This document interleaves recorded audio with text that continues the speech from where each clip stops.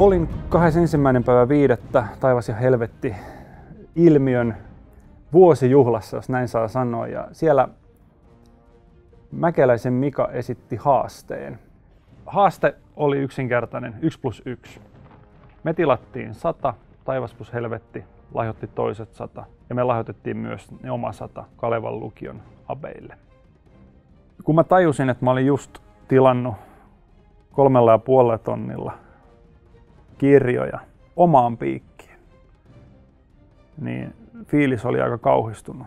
Tajusin, että tämä on niin kova summa, että mä en todennäköisesti selviä tästä yksin. Niin mä pyysin apua. Mä laitoin Facebookiin avun pyynnön. Pyysin, että ilmiantakaa yrittäjiä, jotka on valmistunut Kalevan lukiosta. Mulla oli vain muutama ilmianto. Eka soitto yrittäjälle, jota en tuntenut, en ollut ikinä kuullutkaan. Kerroin tarinan. Hän sanoi, että hän on mukana. Ja siinä vaiheessa tämä summa oli vielä yli 1 000 € per yrittäjä. Sen jälkeen olikin helpompaa. Sain häneltä pari nimeä, taas uusia soittoja. Noin 48 tunnin aikana meillä oli kasassa 5 yrittäjää. Ja tällä hetkellä lähemmäksi 10.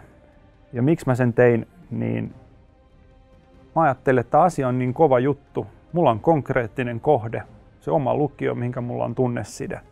Se on ollut mulle tärkeä elämän tärkeässä vaiheessa.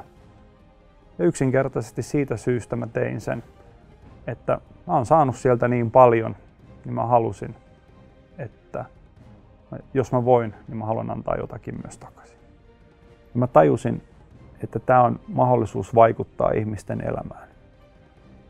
Mä oon kauhean riemuissani siitä, että mä saan olla mukana tässä ja mä odotan tosi innolla sitä hetkeä elokuussa, kun me voidaan olla mahdollistamassa se, että ehkä yksi näistä 160 miettii, että hei, ehkä mun juttu on yrittäjyys.